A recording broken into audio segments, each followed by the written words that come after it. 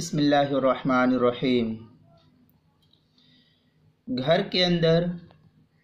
خشک فرش تھا، بچے نے پیشاب کیا، فرش سوکھ گیا۔ اب اس خشک فرش پر بھیگا ہوا پیر رکھے تو کیا پیر ناپاک ہو جائے گا؟ شرعی حکم کیا ہے؟ جواب: اگر خشک سوکھا ہوا فرش یا زمین یا دری یا اس کے ہم مثل کوئی اور بھی چیز ہو، یہ بالکل سوکھی ہوئی تھی اور انسان کا پیر بھیگا ہوا تھا، پھر بھیگا ہوا پیر اس سوکھی دری، بستر یا فرش یا زمین پر رکھ لیا اور رک کر اس زمین یا دری پر کھڑا نہیں ہوا، بلکہ پیر رکھا اور آگے چلتا ہوا چلا گیا، کھڑا نہیں ہوا بلکہ آگے چلتا ہی رہ گیا، بالکل وہاں نہیں رکا، اور نجاست کا ظاہری اثر پیر پر ظاہر نہیں ہوا،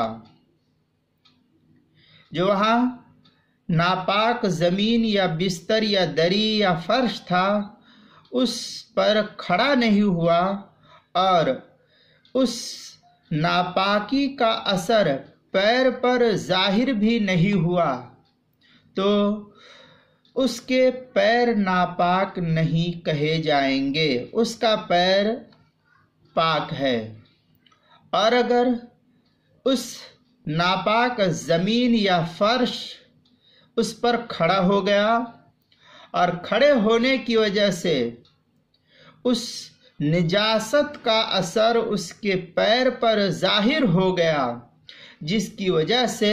نجاست کا ظاہری حصہ اس کے پیر پر ظاہر ہو کر دکھائی دے رہا ہے، تو اب ایسی صورت میں اس کا پیر ناپاک ہو جائے گا۔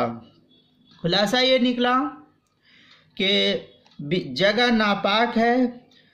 اور بھیگا ہوا پیر رکھ کر کے اس کو اوپر چل کر کے چلا گیا تو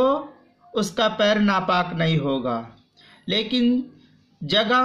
ناپاک خشک تھی،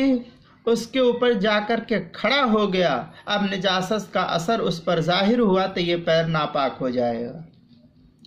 محیط برہانی کی عبارت سے یہی کل مسئلہ ظاہر ہوتا ہے۔ محیط برہانی میں وَإِذَا وَضَعَ رِجْلَهُ عَلَىٰ أَرْضِ نَجِسَةٍ أَوْ عَلَىٰ لِبَدِ نَجِسٍ إِنْ كَانَ الرَّجُلُ، اس کے تحت المحیط البرہانی کی پہلی جلد 368 صفحے پر نقل کیا ہے۔ در مختار کے اندر ہے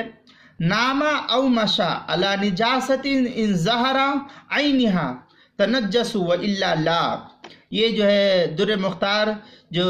زکریہ بک ڈپو کا چھپا ہوا نسخہ شامیہ کے ساتھ، اس کی پہلی جلد 560 صفحہ، فتاوی ہندیہ کی پہلی جلد صفحہ 47 پر، کتاب المسائل پہلی جلد صفحہ 106 پر نقل کیا ہے۔